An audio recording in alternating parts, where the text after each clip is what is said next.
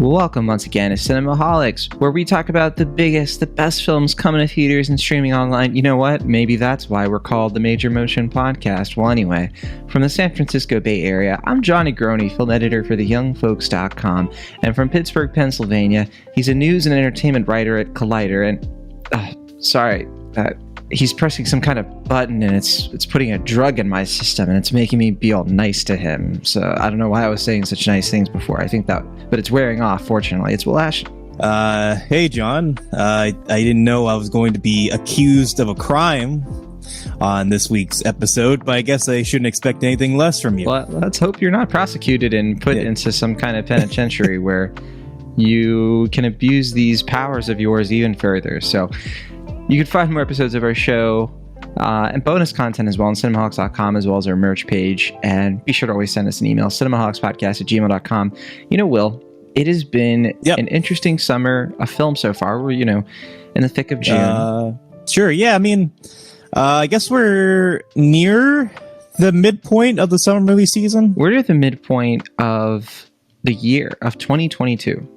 And technically, I guess, yeah. Yeah, and I've been putting together, my list of my favorite movies of the year so far, and I've also been taking stock of how everything's been going at the box office.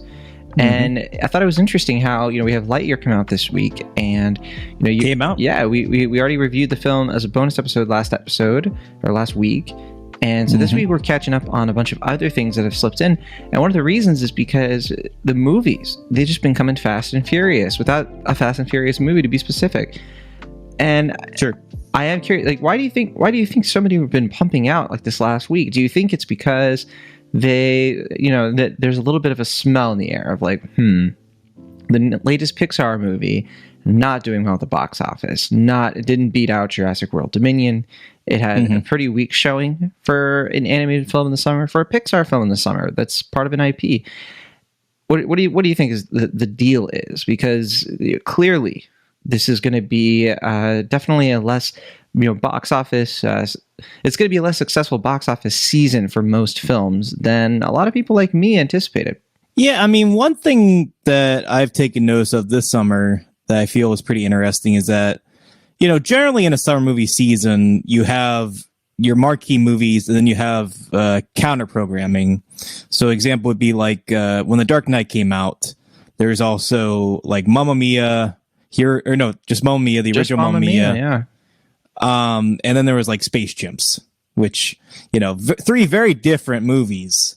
But, if most people were going to go see The Dark Knight, it was a given. That was a huge movie, critically revered, just a lot of things were riding on that film. But, if you were going to movies with your mom or with your girlfriends or whatever, you were like, well, I don't really like Batman. Is there something else playing? It's well, we can see Mamma Mia. Would you rather see that? It's oh, ABBA. I love ABBA.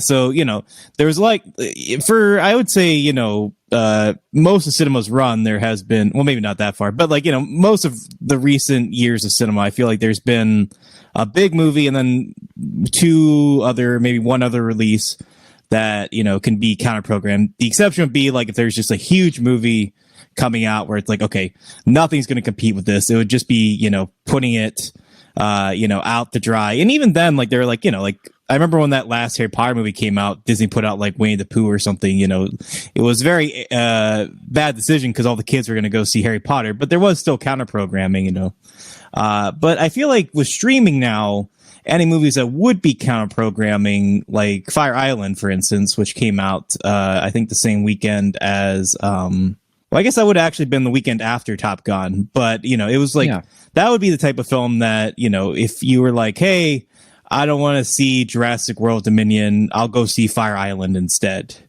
There'd be something like that, but these movies are still being made, but now they're just going to streaming. Another example of film we're not going to be covering on the show, but that did recently come out would be Jerry and Marge Go Large. That would also be something that would be counter programming to Lightyear.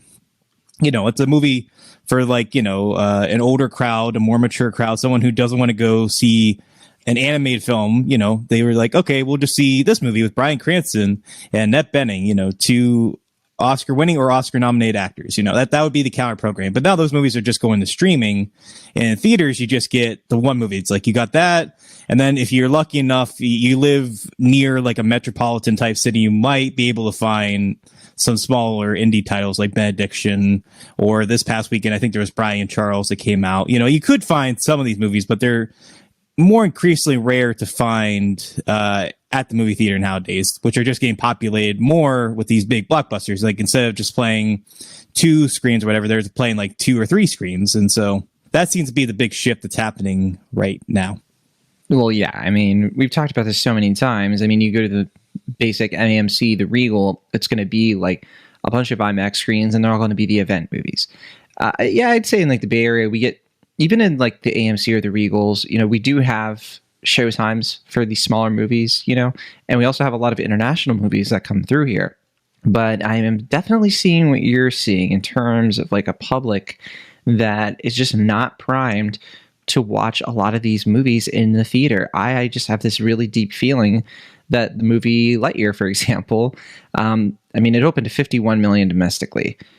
And I know it's like a 4-day weekend, but that's counting Sunday. And that is pretty atrocious considering, that's about a little over a third of what Jurassic World Dominion made last week. And it's a Pixar movie. You expect it to be closer to on par. I'm looking at the box office here right now, and, we still have, Top Gun Maverick is just crushing it. It's at 466 million domestic. It's going to be the biggest movie of the summer for sure at this point.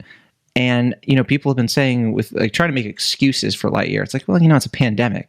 No, like that excuse just doesn't work anymore. Like, how do you, in a year when you have Top Gun Maverick, you have Spider-Man No Way Home last year, like these movies are killing it. It's not that people it's not that people are scared of the pandemic. I mean, I see kids at the theater all the time. The people are taking kids to see Top Gun Maverick. It's because they don't care about Lightyear. They don't care about Pixar. Like, in the theater, at least they don't care about Lightyear. Yeah, I don't want to go so far as to say they don't care about Pixar, because I do think that was the whole sentence. Right. People have said this already. That's the danger of putting this stuff on Disney Plus for so many movies in a row. They're kind of reaping what they sowed here, because they put a lot of their original movies on Disney Plus. No exaggeration, like several of them, 3 of the movies. So, you're conditioning your audience to be like, oh, that one's just going to go on to Disney Plus. It happened with Doctor Strange. People are like, this Marvel movie doesn't look essential to me. I'm going to wait. And, it still made a lot of money, but nowhere near Top Gun Maverick at this point. And they're putting it on Disney Plus next, today, actually, I think is when Doctor Strange goes on Disney Plus, actually. But to your point, Sing 2, as we, I think, talked about an episode or so ago, did tremendous when it came to theaters this past December. It didn't do amazing. By pandemic numbers, I think it certainly did quite well. And Sonic the Hedgehog 2 also did very well. Yeah, Sonic is probably the better example, but both of those, that movie made in the 300 million range. I'm just saying, family movies, families will go, maybe not as actively as they once did, but they are still going to movies for certain films. I guess the big question or big test will be if they go out to see the new Minions movie. If that movie flops, then maybe there's a problem with family movies in theaters. But, at the moment, it does seem to be more of an issue with Lightyear in particular. I think it's a movie that, as we mentioned in our review, I think the marketing was just kind of confusing. I think people just really weren't all that engaged in seeing a Lightyear movie that wasn't actually about the Buzz Lightyear character that they grew up with or, loved from the previous 4 films. It's it's Buzz Lightyear, but it's not Buzz Lightyear situation. And, it just was not as well received as past Pixar movies. It's not the lowest rated Pixar movie, but it's certainly one of the lowest rated Pixar movies. And I think, our middling response to the film was not an individual response. I've seen a lot of people who are just, having seen the film, just sort of shrugging their shoulders, being like, yeah, I guess, that was fine. It didn't, it wasn't what I expected from Pixar. So, they took kind of a gamble as far as they made their attempt at a summer blockbuster, and I think there's some novelty to that, and I think it's fun that we got to see something on a big canvas like this from Pixar, but it also seems to miss for a lot of people, that spark that I think we expect from the other mostly better Pixar movies. So I think it's a lot of factors, but I mean, I'm hoping it's not a Pixar problem. It's more of a Lightyear problem, but I guess we'll have to find out if that is the case or not. I'm investigating that myself because I have been wondering that, and I don't know the answer to that question, but I do want to know if it's a Pixar problem, because we know that the studio is capable of great things. I have a feeling if Turning Red had come out this month, I think that it also probably would have been under 100 million opening, but I have to think that it would have more legs. You know, like a movie like Everything Everywhere All at Once. It wasn't all about the opening weekend. But something like Lightyear, it is. This is just not a movie that's going to have legs. Also, I have a slight correction. Doctor Strange hits Disney Plus in 2 days. We're recording this on June 20, and June 22 is when it's going to be on Disney Plus. So it's going to basically stick around where it's at right now, which is 405 million domestic. It's the same day that the new episode of Ain't Ogre Tilts Ogre drops on your feed. I think that was their plan. You're right. Yeah. Yes. That was their counter programming. Right. Yeah. Yeah. It's an interesting discussion to be had, especially in terms of counter programming. I mean, when I see this top 10, I mean, clearly there is a lot of still open question marks coming up. You know, we still have Thor, Love and Thunder coming up, which could go either way. It could end up being a massive hit. It to me, I think, is the only movie with a chance. The only movie with a chance of beating out Top Gun, and I think the chance is quite low.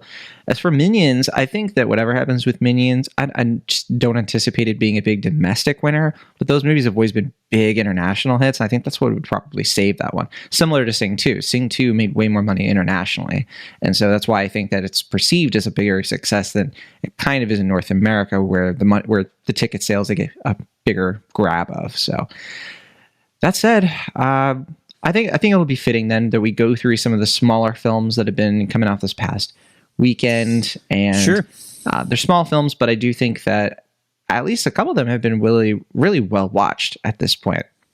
Let's start with Spiderhead. Oh, yeah. Okay.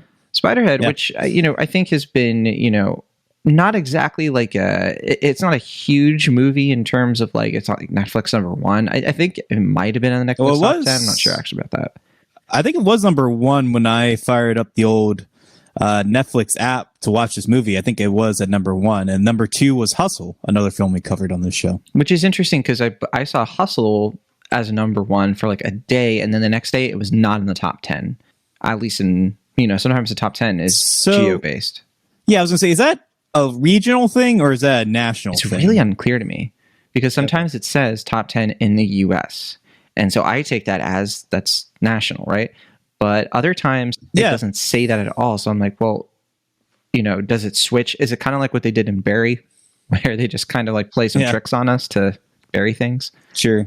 Get it? Oh, they tell you I caught up on Barry season 3? You did. Hey, there's another thing that I wish we had time to talk about, which Barry season 3. Pretty freaking good. I wish we had time to talk about that. Benediction, Kick-Ass, and Fire Island. I mean, there's been good stuff. Yeah. I mean, I saw Memoria this weekend. I'd love to talk about that movie. Yeah, too, you saw it on 35 millimeter. And I just saw that in like a screener, so I don't think I got like the full experience like you did. That's why you had to wait. I had to vote for awards. Yeah, I didn't even know if you had the option to see this on 35. But I mean, that's why I waited, because I think I probably could have found a screen or something like that, and I was like, no siree, I'm going to wait for the theatrical experience. Tilda Swinton would do the same for you. She would wait for you. I hope so. But that said, Spiderhead it's definitely like a curiosity in terms of how it's doing on Netflix, because everyone I know who's watched this movie has been so shaken by it, and not in the sense that like they feel shaken, like confused or anything, but just sort of like people don't know what to make of this movie that I've talked to. I don't know if I'm different timelines, I guess. I don't know. I feel like people aren't quite. I'm talking about people in real life. I'm not talking about like people on Twitter or anything. Sure. Well, I mean, I like to think that there are some real people behind them. They're not all AI bots, but I get what you're saying. Well, that's the thing, is like our social media, that we seek out is very film centric. So like I can see what plenty of cinephiles will say about a movie like this. But when it comes to like this being a movie that a lot of people are going to see on Netflix and watch, that kind of interests me in the sense that it's not the kind of movie people typically would watch. Like this isn't the kind of movie that like my parents would ever like seek out, because it's a sci-fi dystopic kind of thing. It's kind of like a rip on Black Mirror in a way, but obviously extended. Sure.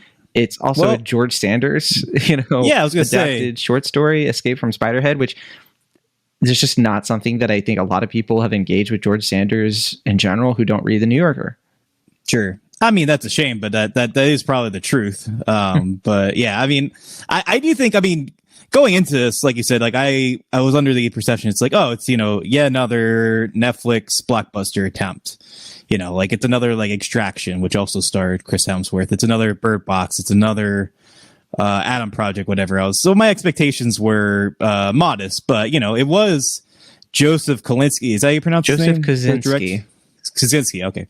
Which, I mean, I'm kind of surprised with his involvement alone that Netflix isn't promoting this more because, literally he has the biggest movie in the world in theaters right now. Right. With his previous film, Top Gun Maverick. They got the new movie from him on their service. He did Top Gun Maverick. I mean, they were doing the film 2018, 2019. He made this film in November 2020. So kind of like the tail end of that year, like really the thick of the pandemic. And this very much is that kind of movie. It's like one kind of location. It's not like a big extravagant movie like something Top Gun Maverick is. So it's like it's so different in terms of how it was made.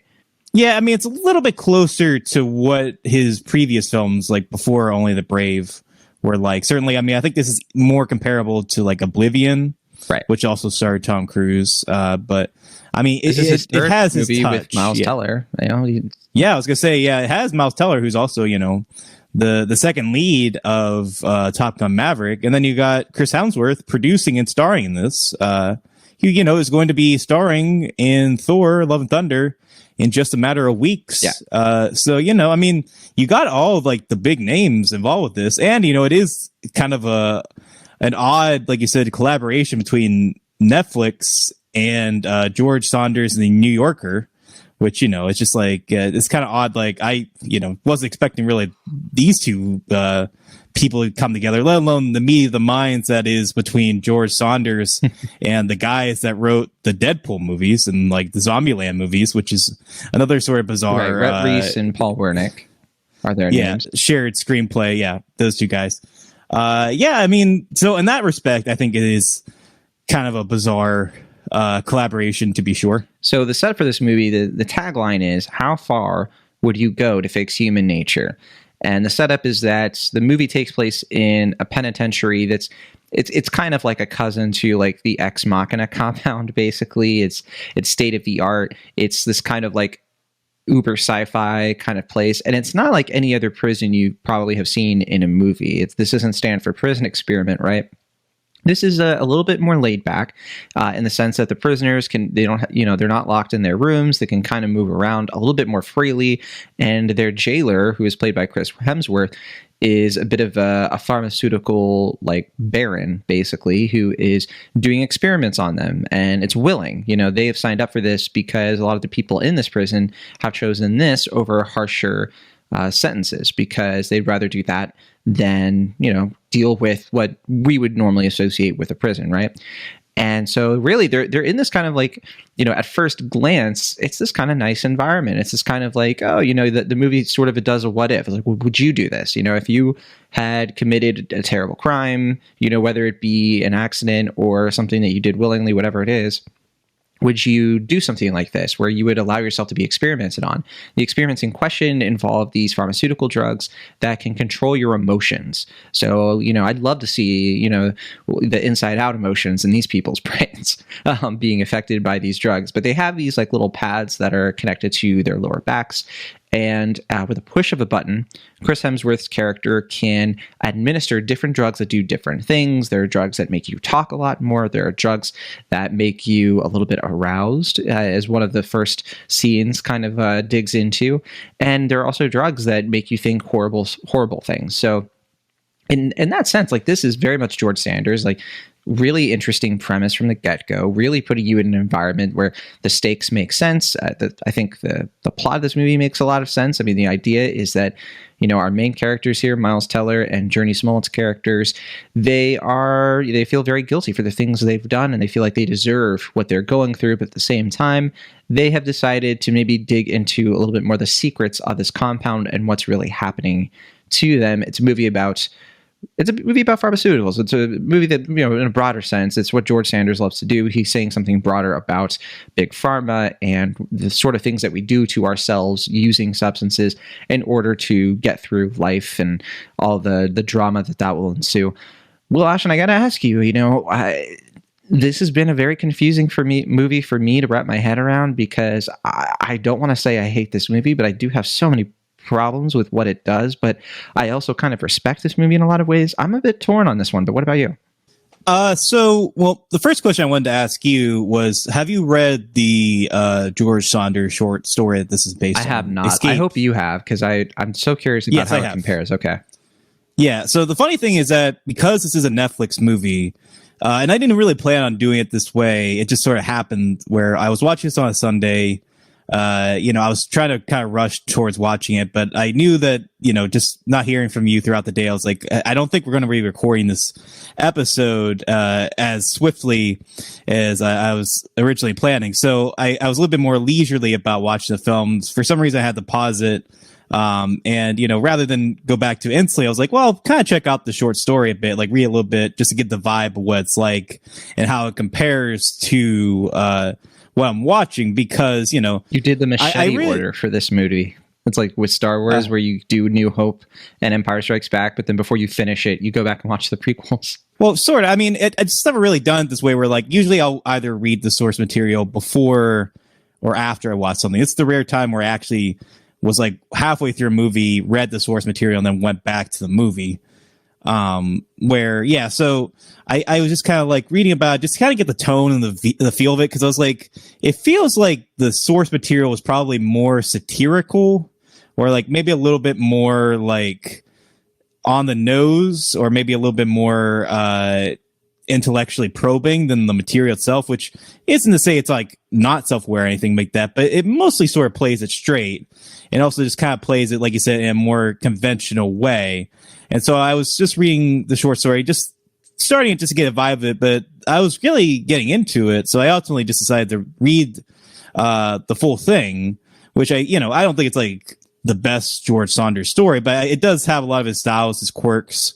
And I will say, like, the first half of the short story and this film are rather similar in terms of like some things are like very direct, or like they have like similar story beats, but they kind of play out in a different tone or style, where the differences really come are with the second half, which I think makes a lot of sense, because I was really sort of with this movie for the first half of it. I was, I was seeing the reviews and people were just like, yeah, I'm just like, I think it's kind of dumb. I don't really get it. And like, I feel like tonally it's all over the place. And I wasn't really feeling that as much with the first half, like a little bit.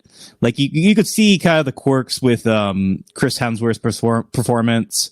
You could kind of tell like there was like I said, like moments that seemed like they're more satirical in the source material that were played a little bit more straight here. But I was still kind of with it as, like you said, sort of like a lo-fi Black Mirror-esque mature sci-fi thing, because this is the first R-rated film that Kalinske has made. It's him be a little bit more mature. Kaczynski. Maybe not like... I don't know why you keep calling him Kalinske. Sorry, Kaczynski.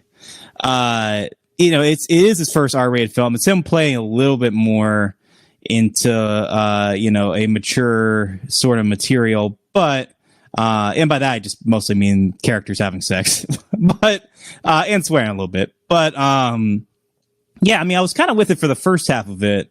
Where I think I find myself a bit mixed is that, like I said, the second half deviates rather extremely into being a lot more straightforward, being a lot less morally ambiguous, and also just tonally just being all over the map, to the point where I was like, well, I get the intent of the story, like the original New Yorker story.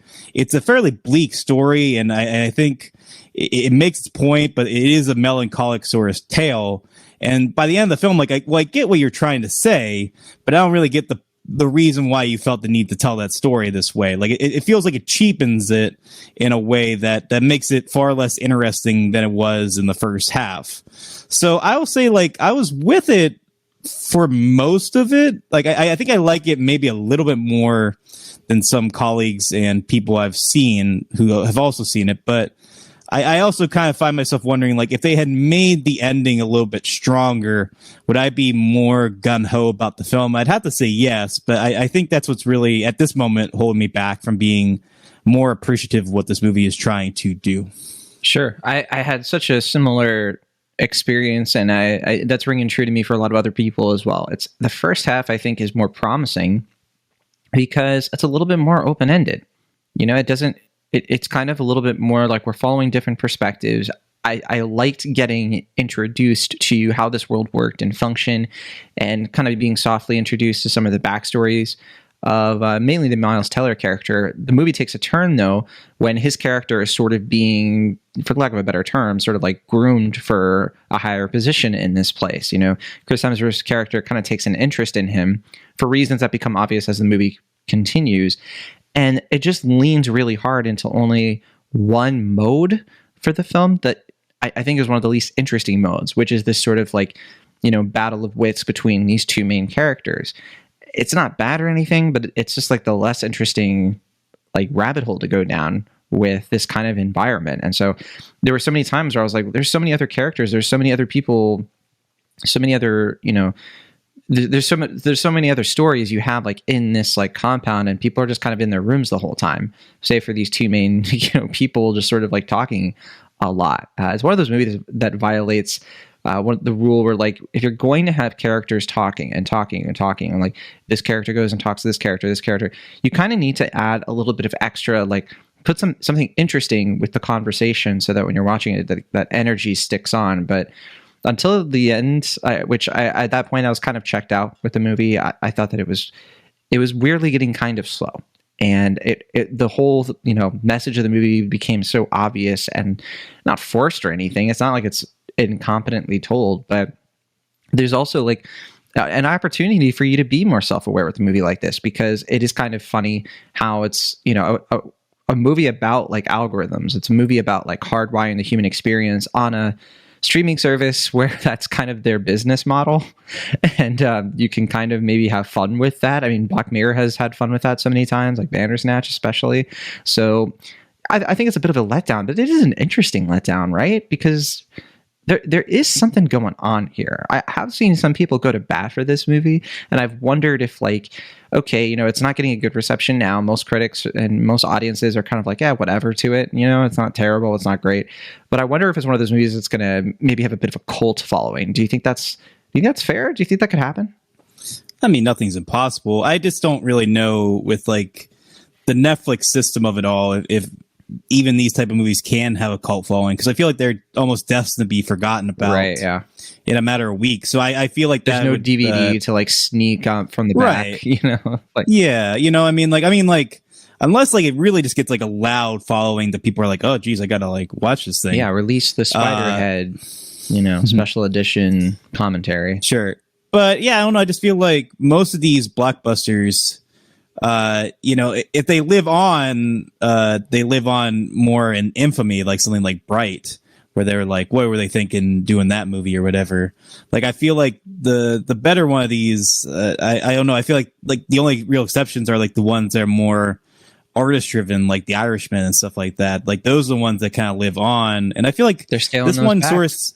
That is true. Yeah, they are definitely doing less of those, to be sure. But I mean, I feel like this one, what's interesting to me about it, outside of like the potential of it and sort of like the like give and pull of the different people involved with it creatively, is that it kind of feels like a mix between, you know, something that is kind of more auteur driven. I feel like, so let me make sure I pronounce his name right. Is it Krasinski? I was almost going to say Krasinski, but what is it? You said Kaczynski. Kaczynski. Okay, so it is Kaczynski. Okay. JK, yes. So I feel like he's not really like at the level yet where I feel like he's like a name that, case in point, me not like, pronouncing his name right for this whole episode. Yeah, you're getting that across. But I feel like he is sort of developing something of a following. Certainly the success of Top Gun Maverick, I think, is proving that. But I have seen more people go to bat for Tron Legacy. I have seen, people being like, Only the Brave hasn't really gotten its due. Yeah. And I'm even seeing some people be like, Oblivion, we kind of wrote that movie off when it came out, but, maybe a little bit better than we gave it credit. I don't know. I've only seen, all of his movies once. I liked Only the Brave fine. I certainly enjoyed Top Gun Maverick. I wasn't really keen on his first two films, but maybe if I rewatched them, I'd be a little bit fonder of them. But I do think he has a distinct style. I think there's a slickness to his movies. I think there's a reference to sort of like 80s, 90s way of filmmaking that in a modern sense I find sort of interesting. So I feel like this movie, like, it has more style. It's more visually appealing than some of the more throwaway, forgettable movies that are on that populate Netflix seemingly once a week. But like you said, I feel like it's not quite rising to a level where it can be, a critical smash or something that becomes worthy of such a fan following. So it is sort of caught in the middle. Yeah, a lot of respects in that, like, it has potential, but it doesn't quite live up to it. It's too interesting to outright dismiss. It has enough style and competency that it is watchable, but it's not quite smart enough to really justify its premise. But there is something to doing this premise now at a time when we're getting so many like IP driven movies or like the sixth sequel or something in a franchise where it's like, it is a little bit more original than what we've gotten before. So I don't know. It's like a movie that just feels like it's kind of caught in between the middle of these different things right now. It's a little interesting as far as like what we're getting in comparison on the big screen as far as the summer movie season is concerned. But I don't know if it's worthy enough to earn a cult following. But that's always something that has to be determined with time, I suppose. I think it's really hard for me to go on a limb for Joseph Kosinski as like a signature director, because one of the through lines for this guy's career, from Tron Legacy to Oblivion, Oblivion being the only movie that he wrote in addition to directing, is that, and this movie too, they're all heavily produced. They all have lots of producers on board. They all have like plenty of screenwriters, and he doesn't seem like a director who people hire to really put a stamp on things. He seems like the kind of director who's a bit of a puzzle piece, who kind of brings everything together and just makes it work. I think that is kind of how Top Gun Maverick went, and I just don't see him being, looked at as the director who made Top Gun Maverick his. I think he's just, one piece of the Top Gun Maverick formula that worked, and a lot of people will, I think, rightfully put a little bit more stock into Tom Cruise and Christopher McQuarrie and that creative backing. I mean, it got to a point where people were like, oh, Christopher McQuarrie must have ghost directed this thing, because how could have Kalinske done this? And it's like, I mean, get the guy some credit. Yeah. Like, he did direct it, and it does have his style. Like, it doesn't feel like it's totally vacant from what we've seen from the guy's work before. But I do agree with you that I think his other two movies, you do kind of get the sense that there might have been someone, be it in the editing room or from a producing standpoint, that might have reined him in a little bit more and been like, okay, maybe like, kind of keep the focus on this thing. In a way with this movie, like I think it's, like I said, it's slick, like it moves well, but from a pacing standpoint, it is very weird, this film, Spiderhead. Like, it's a lot of setup, and then like the last 20 minutes are just like action galore, and it just kind of feels like, I don't know. I feel like it maybe it's because it was based on a short story, maybe because it deviated from that short story. It just feels like that's where it feels so abrupt and kind of hard to parse, is that like it feels like it's sort of missing a central second act. Like, it kind of feels like a long first act, a very short second act, and then an abrupt third act, and then it's over. Yeah, it's like, well, that's what I was saying before, is I think the motivation for the Miles Teller character and the sort of arc that he goes through as he starts to, develop, some of his suspicions about what's going on is very rushed. And, to the point where I think that if you're going to have him have such like a direct relationship with the Chris Hemsworth character, yeah, you need a few more set pieces. You need something a little bit more dramatic to go down there. At least like, at least something to show us like the limits of his character and what tests him, where, show him vacillating between, the inner conflicts that he's having and all that basic screenwriting stuff. Now, I did want to bring up too, I was going to bring this up earlier, but I do want to say about Joseph Kosinski, he has more stuff coming down the line. He's going to be working on, or he is working on, a Formula One racing film. He's re-teaming with Jerry Bruckheimer, who, of course, one of the producers of Top Gun Maverick. And I think that also is going to have, I don't want to say this for sure yet, but I think Brad Pitt is the main actor in that one. And so I could see that maybe being another test of like, all right, is it the director or not? Like, let's see how that goes. But back to Spiderhead though, I don't have too much else to add. I think it's an interesting, I don't even want to say it's a mess of a movie. I think it's like an interesting, weak effort. I think weak is kind of where it comes in for me. It's not that it's incompetent. It's not that it makes bizarre, absurd, mistakes and errors that, this movie would have been saved if it had done like one or two things differently. I just think that it's like close to like that first draft kind of thing. It's like, okay, you have the outline, you have the blueprints. Now let's like really make it come alive with some extra. No, we just made the movie. There it is. And so that's kind of how it comes off to me. So I'm a little bit lower on it, but yeah, I can't shake my feeling that there is something to this. Like there is something here that I wanted to like more, and I don't want to be super negative on it and treat it like it's some kind of abysmal film or something. It really isn't, but it's certainly not a super competent effort here. Certainly not one of Joseph Kosinski's, better made things here. Yeah, I mean, I think I might be slightly more favorable than you, but not by like a whole lot. For me, I think it is just the ending for me where it does get messy. I think most of it is, like you said, pretty competently handled and intriguing enough to where I'm willing to forgive some of the like tropiness of it, some of the falls of the screenplay adapting this story. But yeah, I think the end just doesn't quite stick the landing. It feels very rushed. It feels dumb in a way that I think the rest of the movie can be kind of dumb, but in a more playful or forgiving sort of way.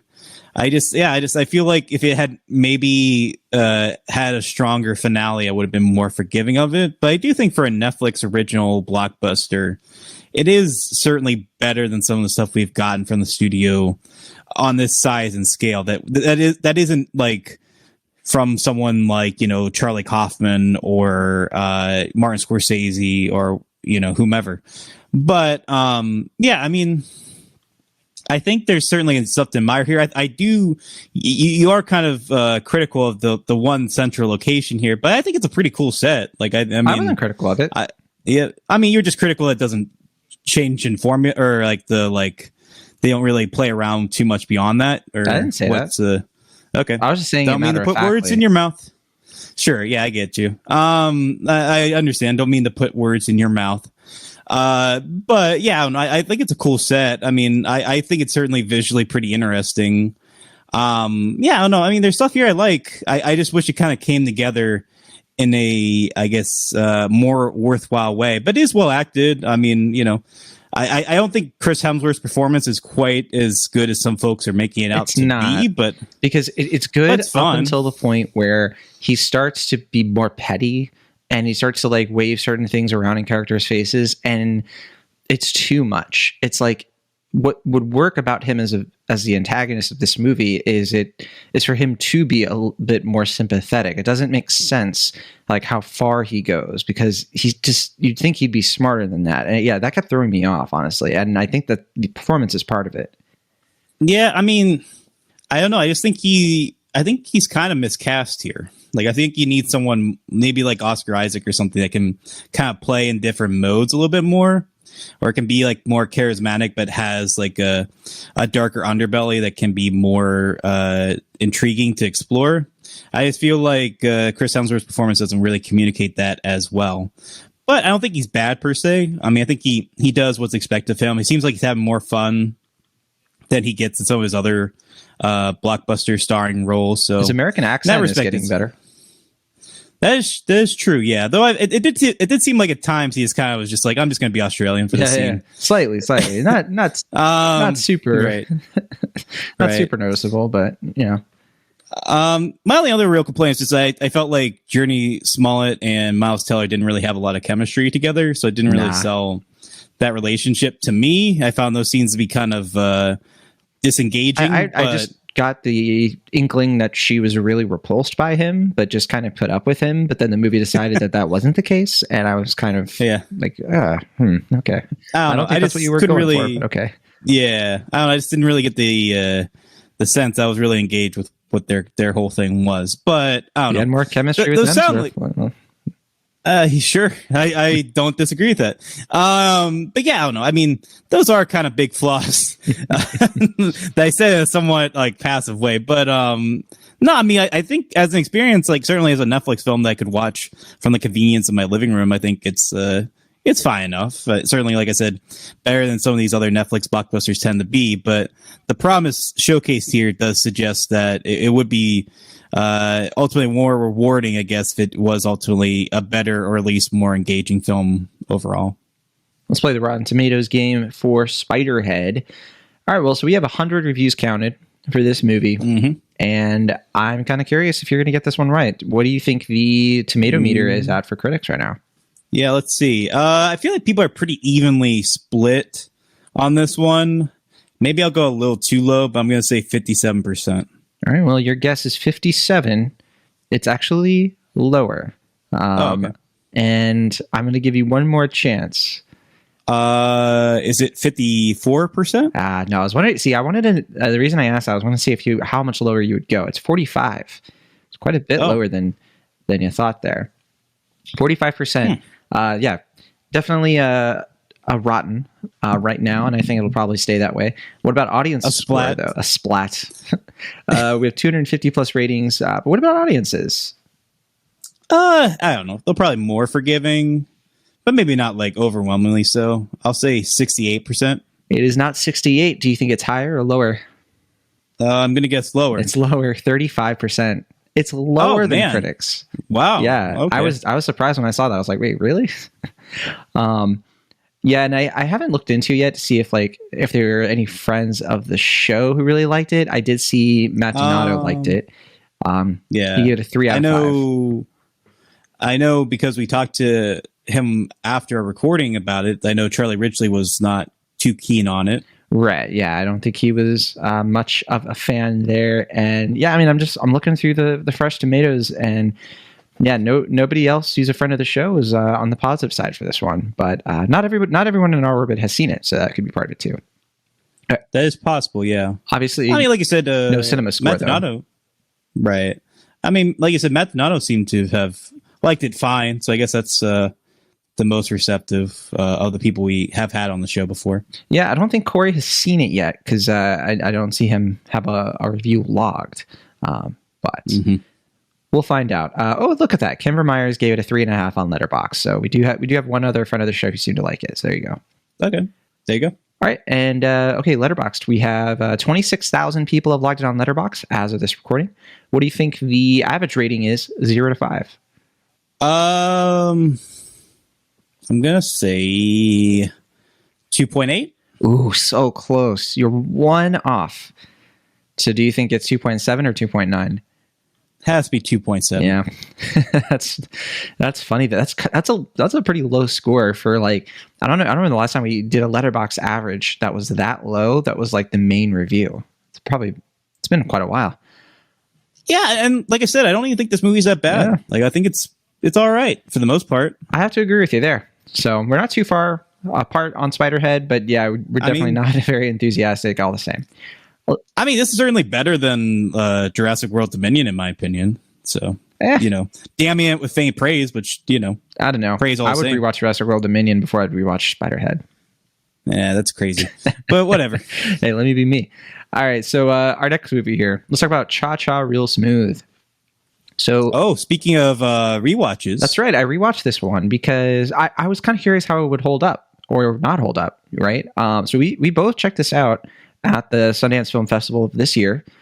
So it's been about 6 months, and It is releasing right now in limited theaters. It's also on Apple TV Plus, and Apple acquired the movie after the festival, or like during the festival, whatever. And my usual disclosure, I do work for Apple, but my opinion on this movie has nothing to do with any affiliation there. And I'll talk about what my opinion was before Apple took a hold of it. So I can only do so much with that. But this was written, directed, and produced by Cooper Raiff, who also stars in it. We talked about his last film, I think, on this show. I don't think we gave it like a full review treatment, but we did talk about Shithouse. I think a couple times, like just kind of like referencing it because you had checked it out. Are we allowed to say that? Shithouse on this podcast? We can get away with it. Just let's not keep it. We could say shit and damn and hell and ass. Oh, boy. Well, you're going to have to be a little bit more smooth, a little real smooth here. No, this is a bigger effort from Cooper Raiff because that movie was definitely a little bit lower key. It was a much lower budget. This one has a bigger cast. It has more recognizable names. I mean, a lot of recognizable names. We have Dakota Johnson as the co-lead. We have Leslie Mann. We have Brad Garrett, Raul Castillo, Odeya Rush. We also have a newcomer to this movie, Vanessa Berghardt. I don't think Vanessa Berghardt had been in another film, is my understanding. And we also have Evan Asante as Cooper Raiff's character, Andrew, his younger brother.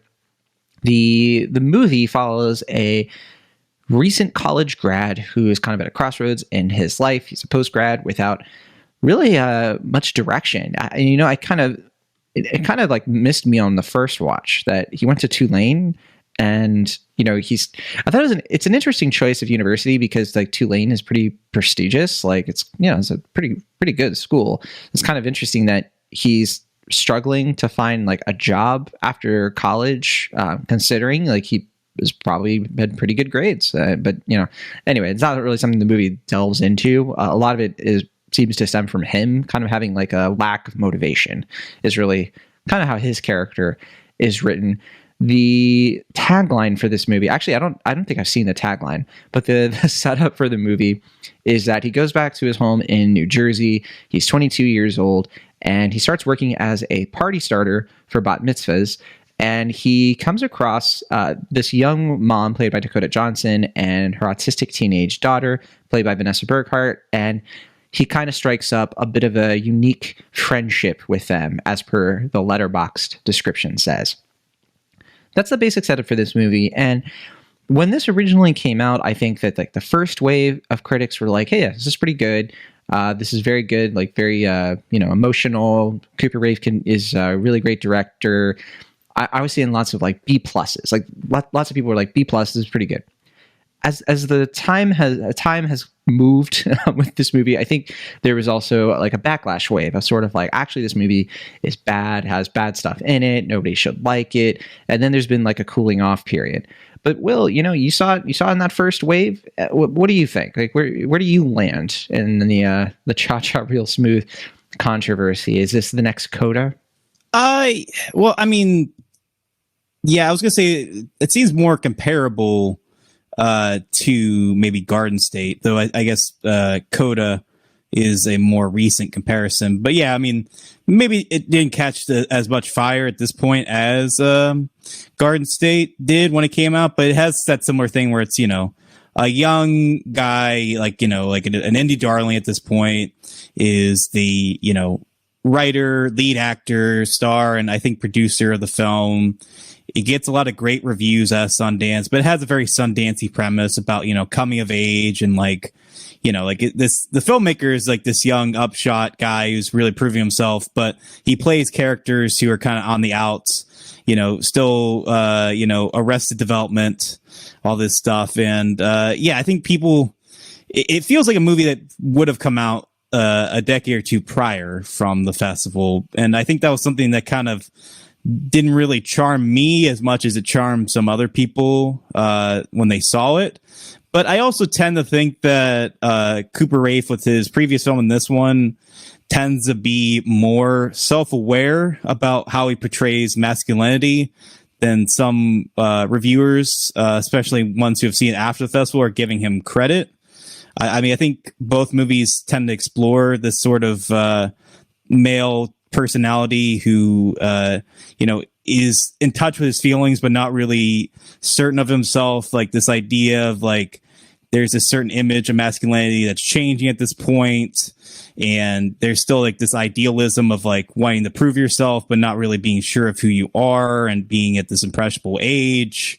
And I think he has something interesting to say about that, but I feel like he needs to kind of really focus that and do something a little bit more original and maybe outside of the conventions of indie dramedies. Like, I feel like I think about him and I think of someone like, I don't know if I'm going to pronounce his name right, probably not given my history, but Xavier Dolan, who was another sort of festival darling who like made his first movie at 19. But he had like kind of similar things where he's like, there's clearly something with Cooper Raiss films about like motherhood that was apparent in both Shithouse and this film. And I think those scenes in both films really stand out. And if he could make his own mommy, and really kind of focus that and make something I think really centralized and true to himself and maybe even profound, I think he'd make a really terrific film, because clearly he has talent and he clearly is really proving himself at a young age. But I just feel like this movie is so beholden to so many tropes of the Sundance dramedy and not really feeling individualistic enough to really excel beyond what we've seen from the festival prior. But I also at the same time find myself not quite as negative as some people have been since the movie has come out. I certainly was on the lower end of things when it premiered, but I feel like I'm on the higher end of things while the movie is out now and people are getting more dismissive and critical of it. So I feel like I'm now kind of caught between two different factions of the film's response. And I think you're certainly more positive than I am, so I'll let you speak about the film. Yeah, I liked the movie a lot, and I think I liked it just as much as the first watch, honestly. And I can't say I find it as trope-filled and, slave into Sundance cliches as you seem to, and I think other people seem to. I'm glad you mentioned Xavier Dolan, by the way, because I've been kind of looking forward to, he has a movie coming out this year, The Night Logan Woke Up, that I think is coming out this year. I haven't heard anything lately. But anyway, I think what I like about this movie, and it's the same kind of thing that I picked up on when, we were kind of like lightly talking about it at the beginning of the year. I think what I like about Cooper Raiff as a writer and how he writes the main characters, the guys, he has an interesting take on a certain type of like man, a certain type of like guy who's like in his 20s that to me is more interesting and more authentic than a lot of the ways like guys who are supposed to be sympathetic are typically written in Hollywood movies. So for example, even in indie movies, so outside the Hollywood system, but a lot of the time, like when we get like certain supporting characters in movies that are like guys that are sort of, they're supposed to be like, an open-minded, sympathetic guy who's always really supportive, who always says the right thing, who, has like a certain like, very passive personality, sort of just like, I don't know, they can just sort of be doormats. And, it can be kind of nice in conception because that's such a far cry from like reality when guys tend to be brash and they tend to insert themselves into spaces they don't belong in. And guys can just be very annoying. Guys, we can be very, what's the word? We can be very obnoxious, and a lot of the time when guys are obnoxious, it's like code in a movie for this is like not the good kind of guy, but then the good kind of guy is this kind of guy. What I like about Cooper Raiff is like, he seems to find that there are guys who are sort of in between, it's a little bit, it's kind of like how, the inverse of like when you have like strong female characters who are like seemingly perfect and like they're super awesome at fighting and like that's their whole character is that, instead of showing that there are multiple dimensions to like the gender constructs that we set up in media. And I'm not saying that Cooper Raiff is like some kind of, I don't think he's like amazing at this or anything, but I do like that he's better at it than a lot of other directors, particularly in how his characters, they are like really flawed. They are complicated. There are times when he lets his main character just kind of be like a bit of a jerk, but in a subtle way, like he doesn't always say the right thing, but he's also kind of charming and people like him and gravitate toward him, but then are also put off by him and make it known to him. And I kind of like that he's presenting that version of like, as a guy, he's still open-minded, he's still growing and learning and changing. And I think that it's an honest portrayal. It's more honest than a lot of other things that I've seen, more recently. I think where this movie kind of falls short for me, because I don't think it's like a home run or anything, is I do think that when you actually like look at the energy of it, the vibes, I guess it's like not that impressively made. Like it is so sort of like low key, and it doesn't quite like there's no flight of fancy. There's nothing in here to really like stand out where I can look at it and be like, like something like Worst Person in the World, which just like really knocks it out of the park in terms of a tale of a person in their 20s kind of finding themselves, right? This movie is a little bit more sort of, unassuming, and it's not going to impress anybody like in terms of like how it's shot and where it really goes and all of that. But in terms of the writing, I think that's certainly there. I think what Cooper Raiff needs at this point, to what you're saying, is he needs like some creative partners that can really bring out the best of what he can do as he continues to grow as a filmmaker. And, I'm not going to say that critics should cut him slack or anything. They have a, their right to sort of trash this movie how they please. But I do hope that people, keep watching this guy, because I think that he has something kind of special to what he can bring to the table. Clearly, he has a gift for bringing really talented people together for projects like this, and it's working out for him because this got certainly a lot of attention at Sundance, and it's certainly working in terms of being one of those rare indie movies of the year that even like kind of casual moviegoers have probably heard of. So I like this movie quite a bit, but certainly not the big home run of the summer. It's not an 8th grade or anything like that. No, I would agree.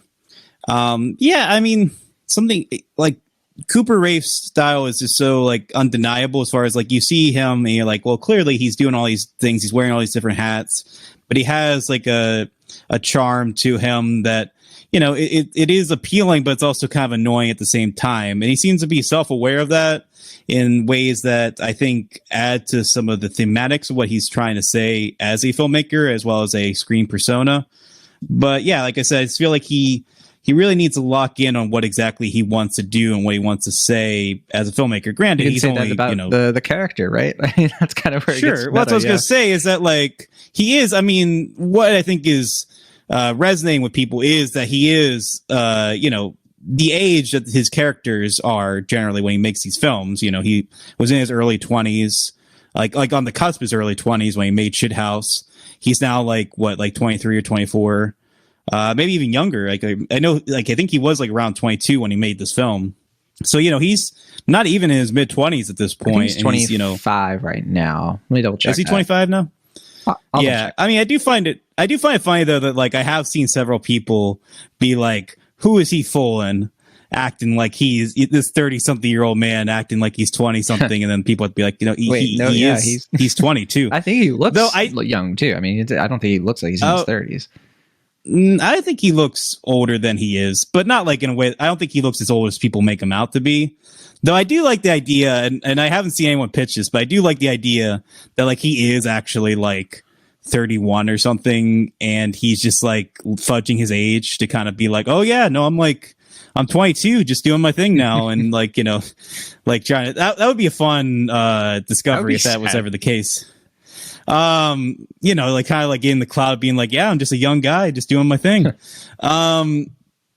But I have heard, I think his next film is going to be like based on a true story, sort of gangster story with what's the guy from Stranger Things, the sheriff guy? Hopper, David Harbour. David Harbour. It's called The Trashers. They're making it with 30 West, I think. And then he's also doing a TV show for Amazon. Sure. Yeah, I mean, well, I think that was a given. Like he just like, like he was signing the check at like when he was at a restaurant or something. He was just like, was that the bill? Like, no, that was just a contract for Amazon. Yeah. You now got a show. There you go. I feel like that's just like a given that like every talent just it gets a deal with the Amazon at some point, or Netflix. But him, yeah. But no, I mean, like you said, I mean, I think he's more self-aware than people give him credit. I don't think he's quite as like Affleckless in like as feckless, I guess, as people want to make him out to be. Like I think he is trying to say something very present to now, something to the Zoomer age audience that I think is intriguing and potentially worthwhile. I just think he really needs to key in on what he wants to say. And I think he'll make something really exceptional at some point if he really finds that, in the same way that Xavier Dolan has. But, yeah, I don't know if he's quite there yet. But I mean, you know, the talent seems to be rather undeniable. So I don't know. I mean, I find this movie to be appealing enough. I don't love it the way that you and other folks have, but I can at least somewhat understand why it is as appealing as it is for certain audiences.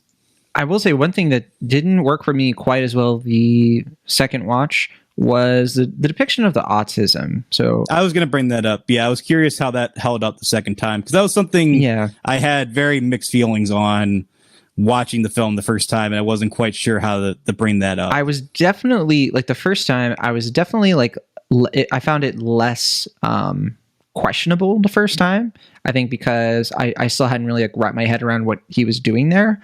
The second time, there were certainly moments, you know, it's a bit half and half, I think, where I just don't think he has the poise to sort of handle it as well as he has responsibility to.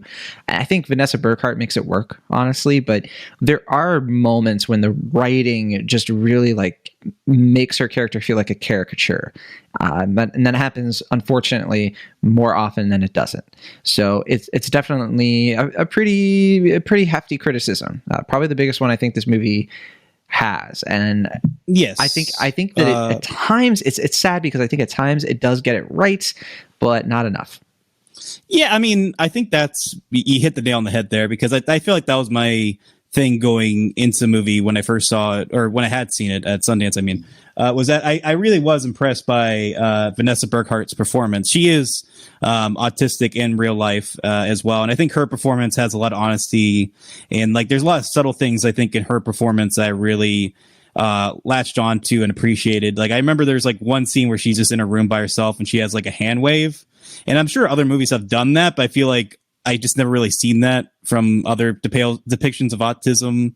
It was just, like, a very small, minor thing that was just like, oh, wow, just, like, it's nice to see stuff like this portrayed in a way that's, you know, feeling more honest. But I do think that from a screenwriting standpoint, that Cooper Raiff doesn't really have that nuance yet. It feels like her character can fall into, like I said, some of the tropier things that I think add to just my general sort of mild annoyance with him at this stage as a filmmaker. Sure. So, yeah. I think at the same time, there are other things about the movie that worked for me better, like the overall message. I think the first time I watched it, I had a hard time really connecting, like, okay, what exactly do you want to say, Cooper Raiff, about this character? And there was something that I think I needed to watch the movie again to kind of grasp, you know, for example, why he chooses the opening scene that he does. In fact, I forgot about the opening scene. When it started, I was like, oh yeah, you know, for some reason I had it in my head that the movie started, like, right when he's, you know, like, finishing up college. But no, it starts with him as a kid.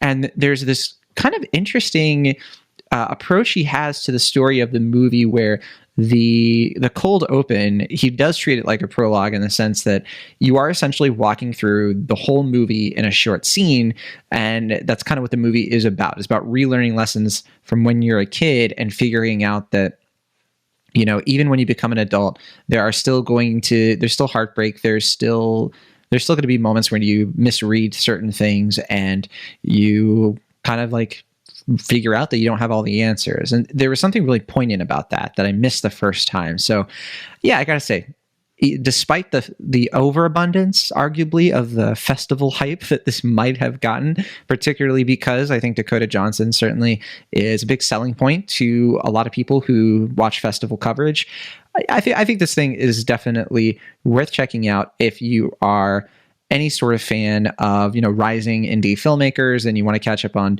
you know, some of the Sundance stuff. This is certainly one to see, so you can have your own opinion. But yeah, I wouldn't expect, like, this big, this is kind of like standout piece, a landmark film, or anything of that nature. I think it has vibes. It's a very vibey movie. And I told you after I rewatched it, it reminded me even more sort of the way that Brigsby Bears, you know, that the kind of vibe that movie has, like the sort of small town minimalist kind of, you know, feel to it. Like, it's not super high stakes, kind of like to that movie, and it does have some problematic elements and all that stuff, but ultimately it's about a young dude trying to, navigate a world where he kind of just feels very different from everybody else.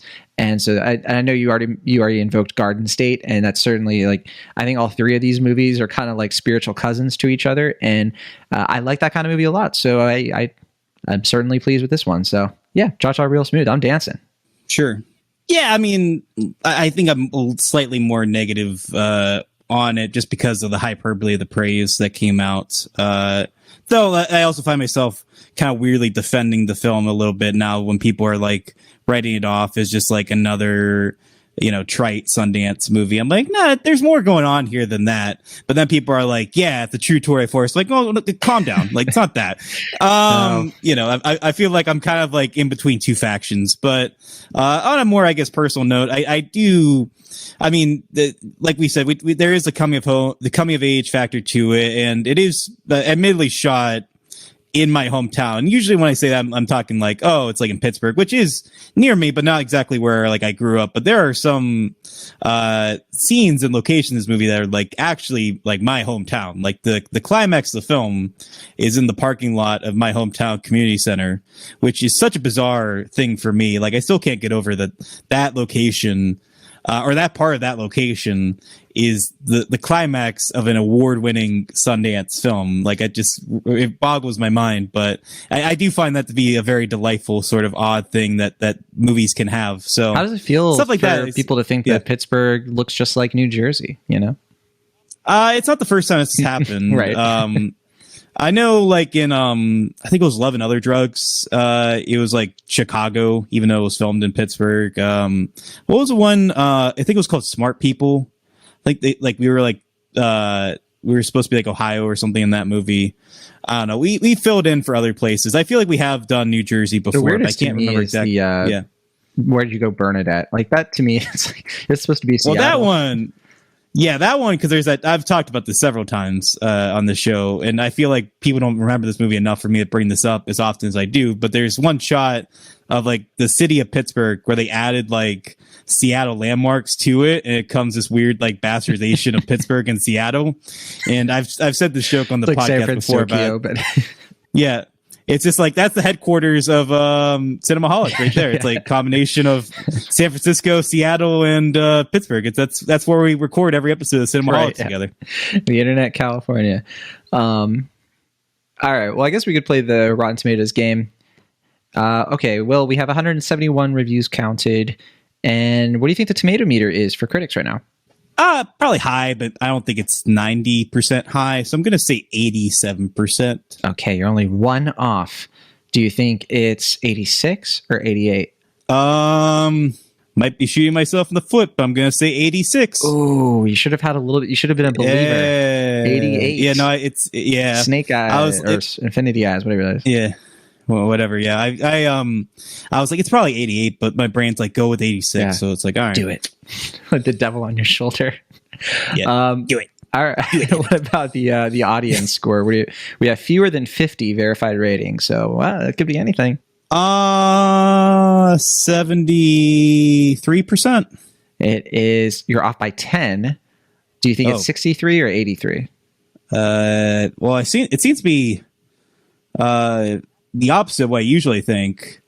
I was going to say 83, but I'm going to say 63. Oh, well, you should have said 83. Ah, dang it. My logic fooled me. Yeah, it really did. Man. I was surprised. I was like, oh, he's going to guess 83 because, he's going to think that people are kinder to it, like the general public. But, oh, well, shot yourself in the foot twice. But, okay, hey, look, you still have Letterboxd. Because I don't have feet no more, but let me see if I can get this Letterboxd. Yeah, because I'll double check, but yeah, no cinema score. All right, so on Letterboxd we have 20,000 logged reviews on here, logged watches. And what do you think it is 0 to 5 on average? 3.4. It is not 3.4. Do you think it's higher or lower? Higher. It is higher. It's 3.9. 3.9. Yeah, usually you're much closer with Letterboxd. So I guess you're just you're not in the groove of this movie, I mean, like I'll have to look at my Letterboxd timeline, but I feel like it like flips halfway through. Like it goes like the early responses are like 4 out of 5 stars, 4.5 out of 5 stars, 5 I'm still stars. seeing And a like lot of now that. it's like I was browsing And real now quick through a lot yeah. of the recent reviews, and very, very few low reviews. So I don't know.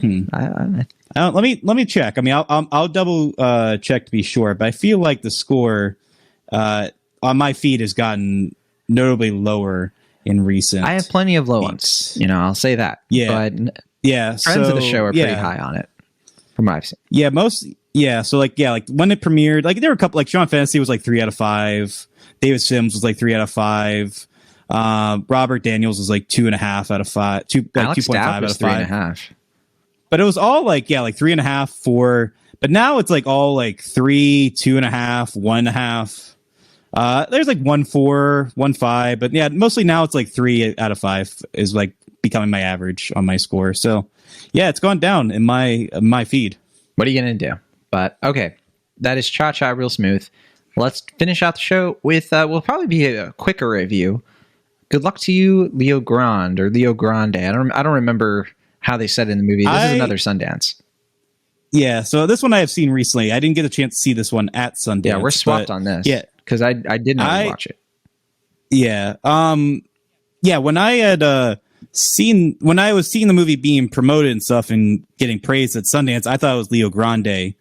To the point where I had some nachos while I was watching this movie. I was just gonna be like, "What's my nacho grande?" Watching Leo Grande, but then I heard the character say Leo Grande, and I was like, threw your nachos away in a huff. But this is Nacho Grande. You had to like, where's Leo Grande? Pause and just like look up at the ceiling. Yeah. So yeah, no, this was another Sundance Film Festival release, and it is right now hitting streaming. So it's on It's a Searchlight Pictures acquisition. It's on Hulu. It's being built as a Hulu original, and it's a quick movie. It's only an hour and a half or so. It stars Emma Thompson and Daryl McCormack as a bit of a pair.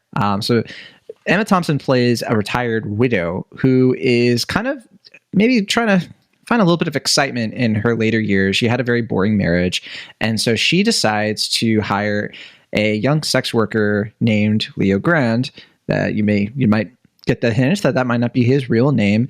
And as they sort of try to connect, sexually, instead they end up having a pretty deep, meaningful conversation. And a lot of people have looked at this movie and have found it to be a very sex positive film, one that is just really like bold in kind of what it's doing. I found it a little bit more blasé than that. I really liked it, but it's certainly not like as risque a film as I think some people made it out to be. It certainly has moments like that, but either way, I like this film. It's good. The conversations are good. I have no interest in rewatching it because I think that I got it the first time. But what do you think, Will? Are you a little bit more positive or negative on it?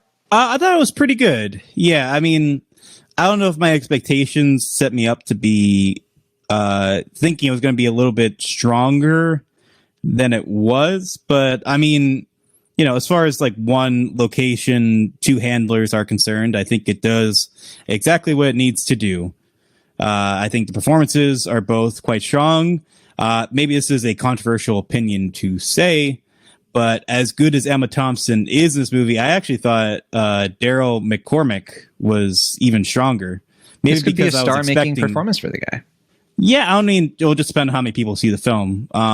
But yeah, I mean, I expected Emma Thompson to be great, and she was, but I just feel like I didn't have any expectations with Daryl McCormack, and I thought he was, But that's the thing. He is up against. Yeah. He's working with one of the finest actors, right now, and the fact that he holds his own and then some is really impressive. Also, I forgot to mention this is Sophie Hyde as director. I don't know if you're familiar with her as much. I haven't seen any of her other movies myself. I can't say on the name alone. What else she done? She did 52 Tuesdays, Animals, The Hunting. Not a lot of stuff. I've honestly heard of. So yeah, I mean, Animals sounds familiar. Who's in that? Animals. That's Holiday Granger. Okay, yeah, I've heard of that one. I haven't seen and it. Aaliyah Shawkat. So people will probably recognize Aaliyah Shawkat more from like Arrested Development, obviously, but. Yeah, I'm not sure if any listeners have seen it and can weigh in, email us if you have a thought on that movie. But anyway, you were saying.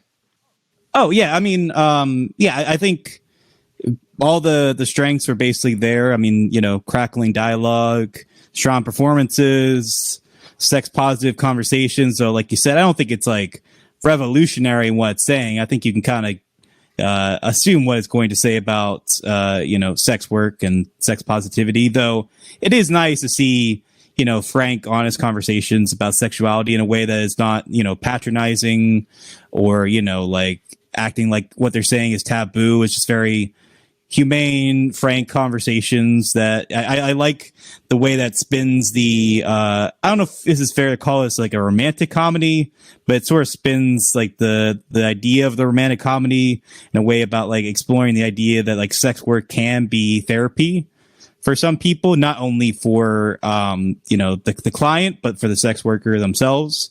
Not like I said, a revolutionary idea, but I think it's something that is intriguing and something I think certainly is worth exploring. I guess my main criticism with the film just comes down to the presentation of it.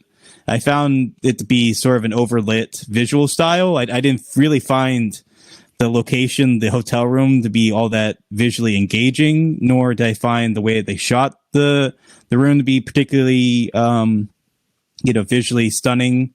So I think I'm not too terribly disappointed that this movie became a streaming only release in that respect. Like, I don't think I lost something from not seeing this in theaters. In a way that, like, Fire Island, a film we never really end up discussing on the show.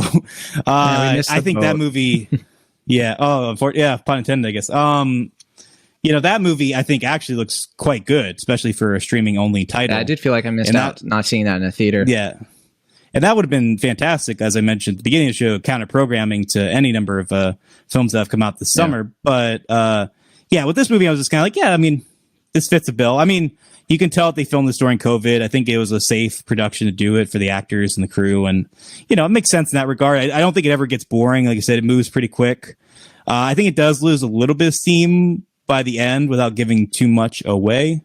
But, I mean, solid flick. Yeah, I think what I remember really liking about this movie, and I guess in contrary to you, I like how it was overlit, because I think that benefits the basic message, where I like what this movie is saying about what good sex can do for people. I think that when the movie starts, right, Emma Thompson is so repressed that she can't bring herself to allow herself to have any sort of pleasure, any sort of, catharsis, like you're saying, like therapeutic sex, like something that is going to be for her.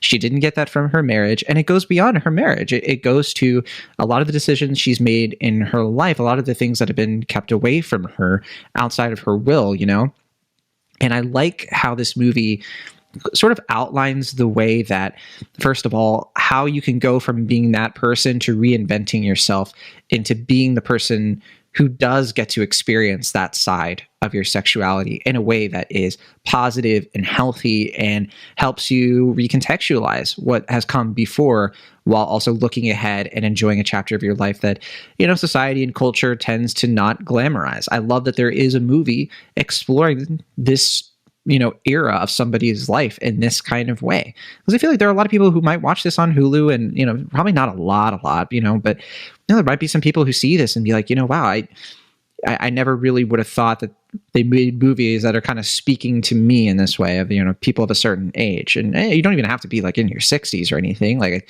I think that applies to people in their 40s or 50s, whatever.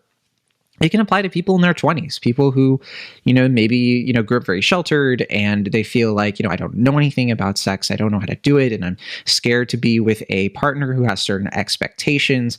But this movie is about how, like, on the one hand, those expectations and the way that sex can dominate our lives can make us feel a lot of anxiety. It can be a very damaging force in the world, sex, but it can also be something very healing. It is a very complicated thing. And I just like how this movie explores that in such a really beautiful way through these conversations. And you're right, it is very much a streaming movie. It's nothing but conversations. It's structured as such, and it has a lot of the cliches of like, the characters have to do this, they have to go through that, and they have to have this misunderstanding. And I won't say all of it works, but I think that the charm of this movie is you fall in love with these characters. I think most people, hopefully most people will, very early on, and watching them sort of navigate the rest of the movie, through the highs and the lows, and its climax, I think is where this movie is going to really shine for people. So I think it's a really good film in that sense, that it kind of sets a precedent a little bit, and just really good writing, honestly. And of course, the movie that I invoked in my pithy letterbox reviews, I called it My Dinner with Grande, which doesn't even work if it's Leo Grand, but it is very much in that zone. It's that kind of movie, I think, where it is about the conversations, about the writing, and people, going through a very long conversation. In this case, it's multiple conversations. It's not the same format as My Dinner with Andre, but definitely of a piece. And so I think that the tagline of this movie is "It's never too late to try something new." I say the same applies for those of you to try something like this movie, a movie that I bet some people will watch and never would have, thought that they would have liked, but maybe they give it a chance. I think it's good if they do. Yeah, I mean, I think that's certainly a intriguing read of it. I didn't really put that into consideration as far as the overlit presentation of it, but I think there is some truth to the idea that, like, the movie, like, it's not an unsexy movie, but it's not like trying to be like super erotic throughout. Like, there is like sexier an as idea it goes, I think. No, true. That's what I was going to basically suggest. But yeah, basically, like, there is something, very sort of business like about it, but it is a work that you get very intimate with a person, in a very biblical sense, or unbiblical. But yeah, I mean, it is it is a film that I think it's smart in what it's saying. I think it's a worthwhile watch, and I think it's a beneficial film in terms of depicting sex work in a assured but also positive and frank way. And so, yeah, nice flick. Yeah. Pretty good movie. I wish I was more like effusive about it, but I just found myself being like, yeah, that was a pretty good film. I didn't find myself like overwhelmed with praise about it. It didn't like exceed my expectations, which were, I guess, fairly high from the Sundance praise. Here's my question for you. It is a British film, and I would definitely not go out on a limb and say that British films tend to be like British cultural society as more progressive necessarily than like America, right? But in a certain sense, well, certainly not. No, I mean, especially it's just a different shade of it, right? Yeah. But I do want to say, like, it did surprise me a little bit. Like, I guess when it comes to sex positivity, I always perceive, and this could be totally way off, I always perceived, British films to be slightly more progressive, at least in that respect, compared to America. So I'm curious, like, how do you perceive Americans receiving this film? Because I do think that, especially right now, America is a bit, sexually like in a weird place. There's a lot of cultural forces trying to push down, sexual expression and positivity and things like that. And, I do wonder, like how people are going to respond to this. I assume a lot of people will respond quite negatively because they don't agree with the perceived politics of the film. Yeah, I mean, well, we're certainly in a weird time in America in terms of political policies, and there is sort of a sense of regressive mentalities as far as like people, kind of want to liberate or don't want people to be super liberated. They want to kind of take certain rights away. We're seeing that with Roe v. Wade. We're even seeing that now with LGBT representation. Certainly, I feel like the conversation around the kiss in Lightyear is kind of bizarre to me that we're still having this type of conversation in 2022, that this would even be a big deal for people. Yeah, but, specific to this movie, I think sex work is still, it's one of those things that is probably not as like upfront, like in the center of a lot of, controversies these days, right? I mean, there is a little bit, but I just don't get a sense of like where American society is at on sex work, because there are clearly a lot of people who are like, no, destigmatize sex work. This movie is certainly, along those lines of trying to do that. So that's the thing I'm kind of curious about, is like where that is going to land for people, because I don't really know. Like, it's confusing to me where people are at on sex work generally in the United States. Yeah, I mean, I feel like there's this mentality, maybe it's just me assuming, but I feel like it's sort of destigmatized online. like, I mean, people are growing up nowadays where like porn is so readily available. Sex work is something that's talked about a lot more frankly on like internet forums and on social media in a way that I feel like it wasn't prior in, you know, other generations. But I don't know if that's the case as much for like in-person conversation. Like, it's not something I bring up a lot in, you know, casual conversation with other people. And I think this movie is aware of that. And I think I mean, as far as like British culture, I can't really speak to it too much, but I mean, I do think the movie is like recognizing that, you know, British culture, they are maybe more open and, you know, certainly more literate about like how they can discuss these things.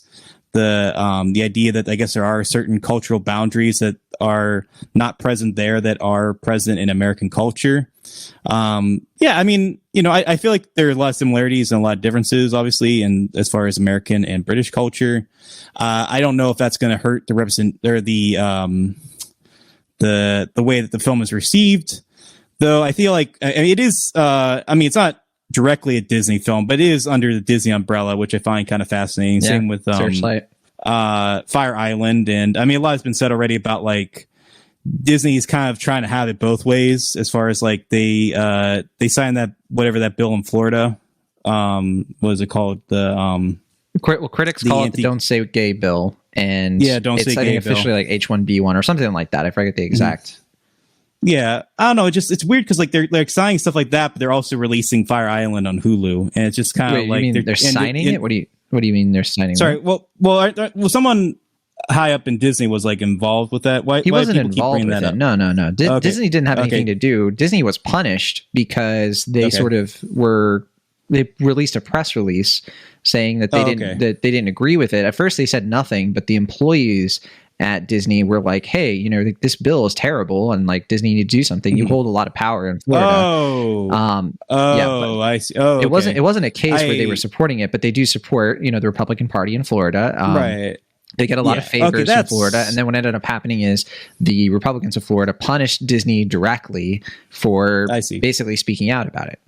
Oh, okay. Yeah, sorry. I guess I just misheard the whole thing. I only caught kind of chunks of that, but I don't know. I feel like there's this thing now where like the conservative parties, I think you were suggesting this before, they seem to be more critical of Disney and how they portray things. And yeah, they're explicitly targeting Disney. You know, they're harping on, you know, Disney's efforts to have more representation, like the Lightyear kiss and everything. They are specifically trying to bring down Disney culturally, which is you know, pretty dumb. But I don't know. I mean, I think the long and short of it is that I don't imagine the conservative base is probably going to watch this movie, and I feel like they're not probably going to take much issue with it. It's a shame though, because that's the thing. It's like, yeah, and I agree with you, but it's like I feel like this is one of those movies that approaches, you know, the controversies and the long held notions of sex work and actually like approaches it step by step. You know, like I could see somebody watching and having the same questions that Emma Thompson's character has in the movie. It's like, well, you know, don't you feel this or don't you do that? And the movie allows for like a genuine, honest conversation between two people on the pros and cons of what this guy is doing. And yeah, I just, you know, but to what you're saying, I mean, people won't give it a chance because, you know, that's society that we live in. Yeah, but I don't know. I mean, I'm not really sure exactly how to answer that question because I just don't really know.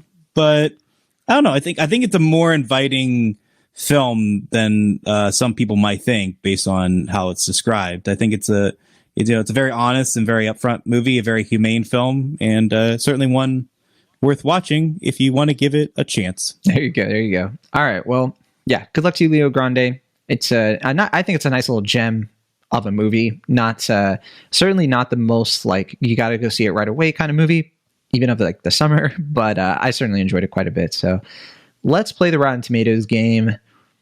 Now the movie has been out for a while, or it came out Sundance, right? It's just now on Hulu. So I don't know. Well, I don't know if you're going to get this, the Rotten Tomatoes reaction. Let's find out. We have 147 reviews counted. What do you think the critic score is on the Tomato Meter? 89%.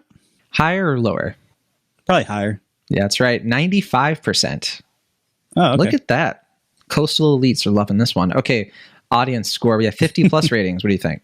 Are there any negative reviews, by the way, like from any of these like conservative things? Is that why you bring it up as far as the conversation about it, or are you just curious about that? I was just curious. I mean, Okay. I didn't see anything specifically. Okay, just curious. Audience response, probably not as high, but generally probably pretty high. I'll say 84%, Higher or lower? probably higher. Yeah, 87%. Yeah, you're 87. yeah, All right, you got your finger, you're fingering the pulse for this one. Okay. Or closer there to you go. You cheeky. it. Now we only have 6.5 thousand watches on Letterboxd, much lower than the last few films we talked about today. But what do you think the average rating is on Letterboxd right now, 0 to 5? 4.0, Higher or lower? probably a little higher. No, lower, 3.7. Oh, okay. Yeah.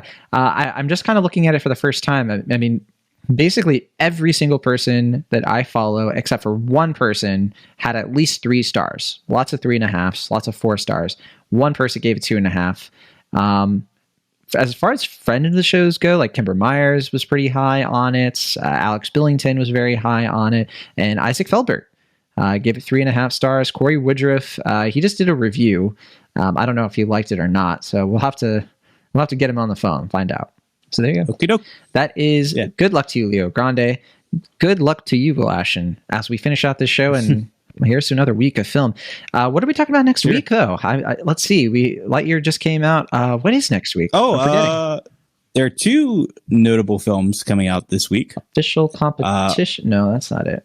No. Well, so there's one that Elvis? you're certainly looking forward to, yes, and one that I have waning feelings, I'll say at this point for, which is, as you mentioned, Elvis, the new Baz Luhrmann film. Which I missed my screening for Elvis, so I haven't seen it yet because I thought I had a COVID scare, so I skipped my screening. But I am going to see The Black Phone this week. Sure, that's the other film. Yeah, I'm definitely very intrigued by that one.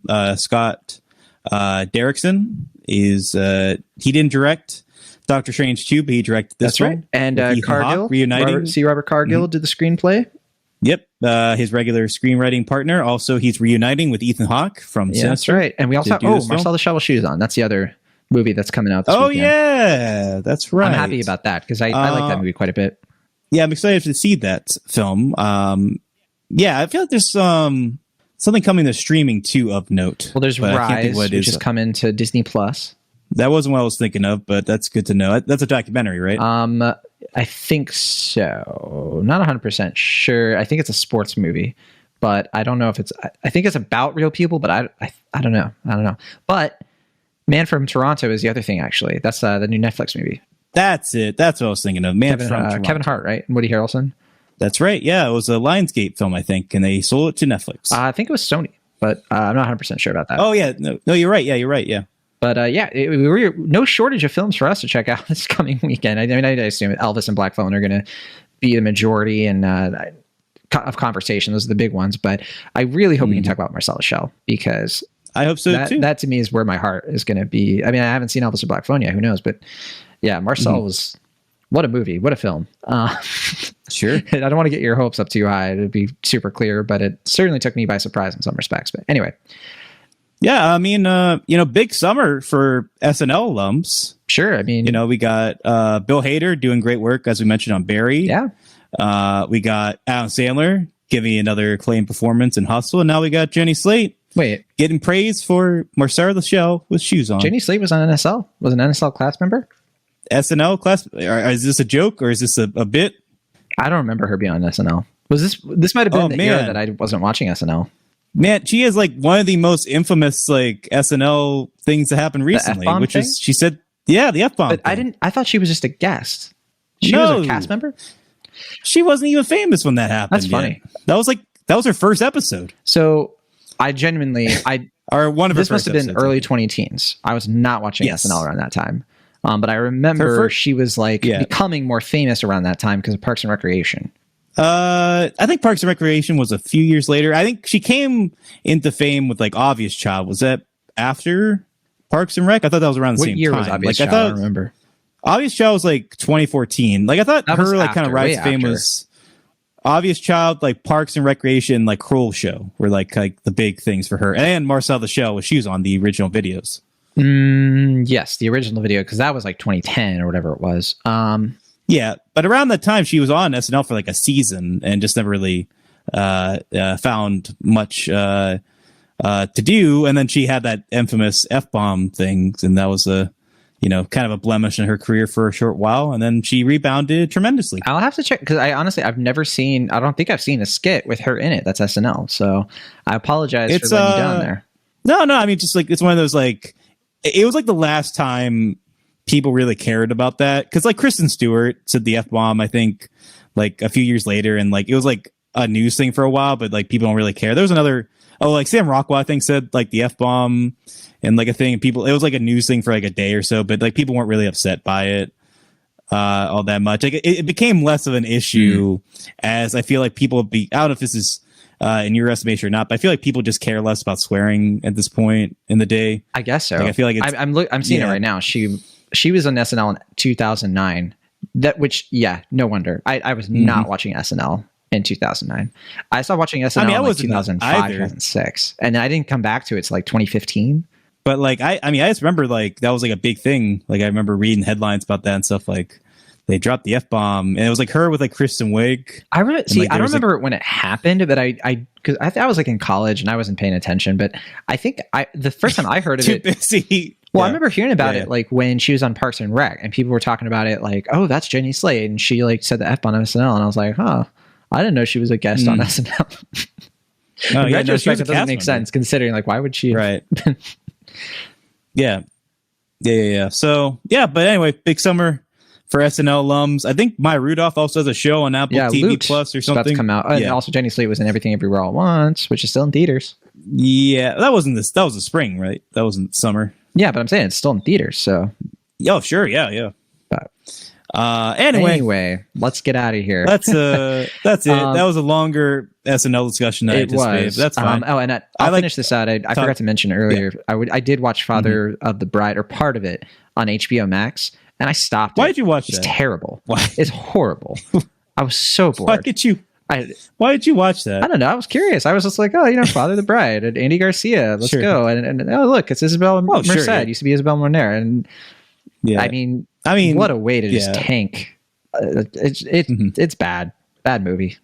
I mean, I understand the siren call of Andy Garcia. It's hard to resist. Well, no, it was appealing to me of like, a Latina kind of take on Father of the Bride. I was like, that's cool. Like, I want to see that. Saying that with affection, I actually quite like Andy Garcia as the screen presence. I thought it would be cool. I thought it would be more like interesting. I mean, it involves like Cuban and Mexican people. I'm Puerto Rican, so I don't have like a direct thing, but like it did remind me a lot of like certain things with like my family and everything. But barely, not even close. I mean, it's embarrassing.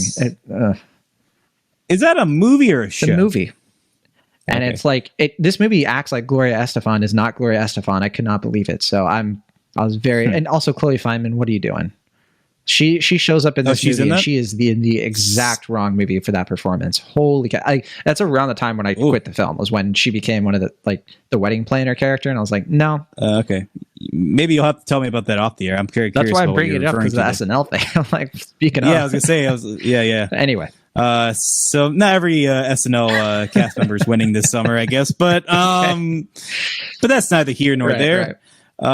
Anyway, yeah, that's more SNL talk and Jenny Slate talk. Fire Island. That was the other one. I was like, I knew there was another big one. Oh yeah. That's you're exactly right. Yeah, that's a good call. All right, that's where we can end it, I suppose. We'll be back next week to talk about Black Phone and Elvis and maybe a couple other things. Until then, though, from the Internet California, I'm John Negroni. And from the Internet Pennsylvania, I'm Wes. See you next time.